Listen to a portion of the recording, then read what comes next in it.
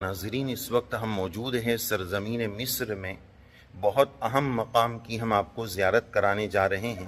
اماموں میں مشہور امام سیدنا محمد بن ادریس الشافعی رحمہ اللہ رحمتاً واسعہ کے روزے کی اس وقت ہم آپ کو زیارت کرائیں گے۔ بہت مبارک زیارت ہونے جا رہی ہے۔ آپ کیمرہ کی آنکھ سے حضرت امام کے مزار کو دیکھ سکتے ہیں۔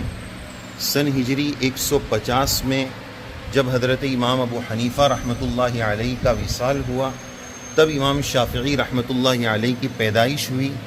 7 سال کی عمر میں حضرت امام شافعی رحمۃ اللہ علیہ نے قرآن مجید حفظ کر لیا تھا، اور 10 سال کی عمر میں موطا امام مالک، امام صاحب کے استاد حضرت امام مالک رحمۃ اللہ علیہ کی کتاب، جس میں 2000 کے قریب اللہ کے نبی صلی اللہ علیہ وسلم کے فرمودات ہیں، اور 3000 کے قریب کل ملا کر دیگر احادیث مبارکہ کو ملا کر 3000 کے قریب احادیث اور آثار و سنن موجود ہیں۔ 10 سال کی عمر میں امام شافعی رحمۃ اللہ علیہ نے وہ پوری کتاب حفظ کر لی تھی۔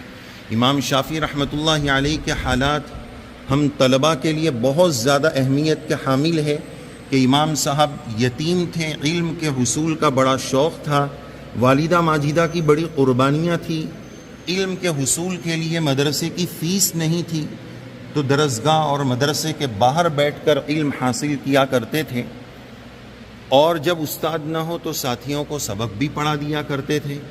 تو امام شافعی رحمۃ اللہ علیہ کے استاذ گرامی قدر نے ایک دن پوچھا کہ آپ باہر کیوں بیٹھتے ہیں؟ تو انہوں نے تفصیل بتائی، اپنے اسباب کی کمی کے بارے میں تفصیلات سے آگاہ کیا۔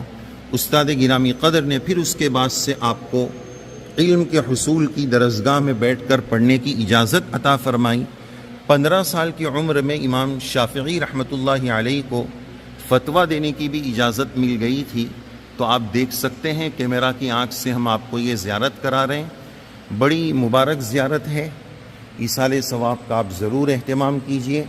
اور قریب میں امام شافعی رحمۃ اللہ علیہ جب تشریف لائے تو یہ آپ نام دیکھ رہے ہیں مقام عبداللہ بن حکم، یہ امام شافعی رحمۃ اللہ علیہ کے میزبان تھے، انہوں نے آپ کی مہمانی فرمائی تھی، ان کا مزار بالکل قریب میں ہے۔